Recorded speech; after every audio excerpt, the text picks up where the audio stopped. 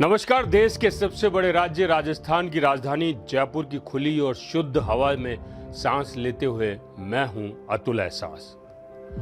हालांकि अभी हम अपडेट इंडिया के स्टूडियो के अंदर हैं। फिलहाल बाहर के खुले वातावरण में भी हवा थोड़ी साफ और सुरक्षित है, लेकिन कब तक ये पता नहीं।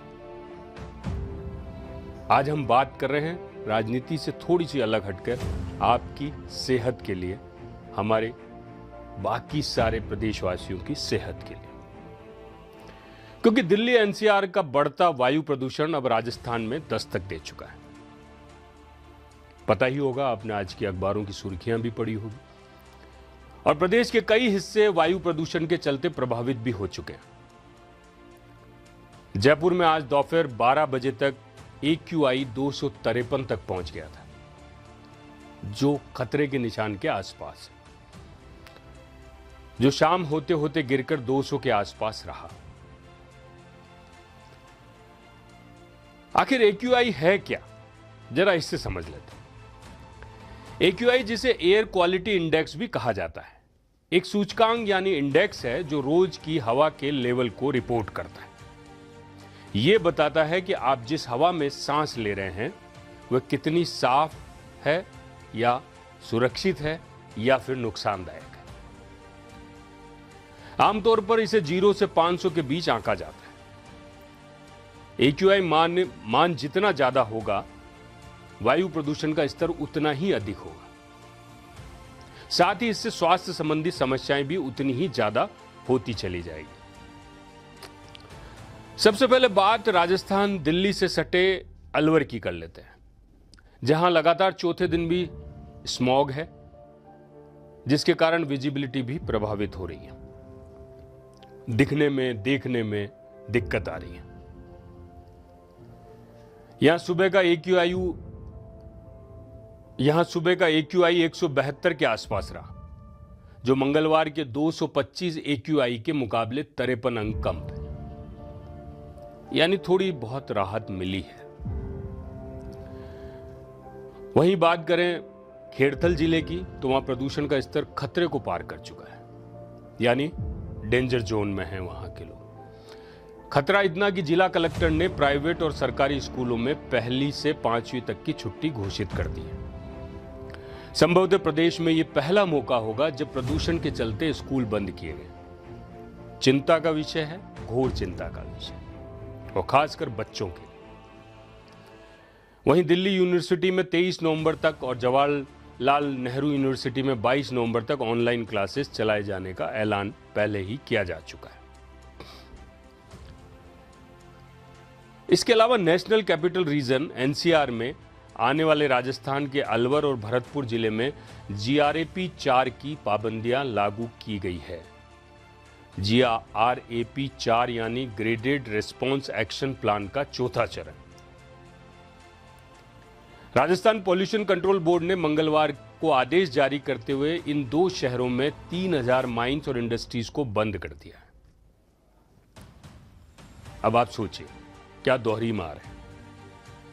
इन 2 शहरों में जो करीब 3000 माइंस और इंडस्ट्रीज को बंद किया गया है, ये वाकई में दोहरी मार है, क्योंकि वहां जो एम्प्लॉय काम कर रहे हैं उनका क्या होगा, उनकी रोजमर्रा की जिंदगी का क्या होगा, उनके खाने पीने का क्या होगा। इंडस्ट्रीज को बंद कर देना या माइंसों को बंद कर देना कोई सीधा सीधा साधन नहीं है, या सीधी सीधी सुरक्षित पहल नहीं है, पर कर क्या सकते हैं। इसके साथ ही इन इलाकों में चल रहे निर्माण कार्य पर भी रोक लगा दी गई। ये एक और नई बात, इन पाबंदियों का असर यातायात पर भी पड़ेगा, क्योंकि ग्रैप 4 ये लागू होने के कारण भारी वाहन अब अलवर और भरतपुर में प्रवेश नहीं कर पाएंगे। हालांकि आवश्यक सामग्री की आपूर्ति वाले वाहन इस नियम के दायरे से बाहर रहेंगे। स्थितियां बदल रही है साहब, जैसे जैसे हवा में जहर घुलता जा रहा है, वैसे वैसे स्थितियां बदल रही है। लोगों को सोचने का मौका मिल रहा है, और सबसे बड़ी बात है, सरकार अब सोचने लगी है। समय के साथ क्यों नहीं सोच रही, ये अलग बात है। अब सबसे बड़ा सवाल है कि इन सब परिस्थितियों का जिम्मेदार कौन है। क्या गाड़ी चलाने से प्रदूषण होता है? क्या फैक्ट्रीज, माइंस और इंडस्ट्रीज से प्रदूषण होता है? क्या पराली जलाने से प्रदूषण होता है, या फिर फटाके जलाने से प्रदूषण होता है? आखिर ये प्रदूषण फैलता कैसे है और इसका जिम्मेदार कौन है? ये एक यक्ष प्रश्न है जो शायद आपके दिमाग में भी कौंध रहा होगा, मेरे दिमाग में भी कौंध रहा है, और जो लोग हमारे अपडेट इंडिया के जितने साथी सुन रहे हैं उनके सबके दिमाग में कौंध रहा। इसे लेकर नेताओं के बयान भी कुछ कम प्रदूषण नहीं फैलाते। दिल्ली की मुख्यमंत्री आतिशी ने सोमवार को एक प्रेस कॉन्फ्रेंस करते हुए राजधानी में बढ़ते प्रदूषण और खराब AQIU का ठीकरा पड़ोसी राज्यों पे फोड़ दिया। यह हर बार होता है कि चीजों को किस तरीके से नहीं समेट पाना तो किसी के ऊपर ठीकरा फोड़ दिया जाए। साथ ही केंद्र सरकार पर निशाना भी साधा। कहा कि पंजाब, हरियाणा, मध्य प्रदेश, यूपी, राजस्थान हर जगह पराली जल रही है, उसके कारण दिल्ली में प्रदूषण है। केंद्र सरकार पराली को लेकर राजनीति कर रही है। दिल्ली सरकार ने प्रदूषण कम करने के केंद्र सरकार से कृत्रिम बारिश की मांग की है। उधर पर्यावरण मंत्री गोपाल राय ने केंद्र सरकार पर आरोप लगाते हुए कहा है कि वे बार बार केंद्र सरकार को पत्र लिख रहे हैं। उन्होंने 23 और 30 अक्टूबर को भी केंद्र सरकार को पत्र लिखकर प्रदूषण से निपटने और कृत्रिम बारिश कराने की मांग की थी। अब आरोप भी लगाओ और मदद भी मांगो, बड़ी अजीब सी स्थिति है सर। वहीं इस मुद्दे पर बीजेपी के राष्ट्रीय प्रवक्ता शहजाद पूनावाला आए दिन दिल्ली सरकार को घेरते नजर आते हैं। दिल्ली में बढ़ते प्रदूषण के बीच शहजाद पूनावाला गैस मास्क पहनकर सड़कों पर भी निकले और कहा कि दिल्ली गैस चैम्बर बन गई है। वाकई में बन गई। प्रदूषण समस्या बड़ी है, ना इसकी है ना उसकी है, यह समस्या हम सबकी है।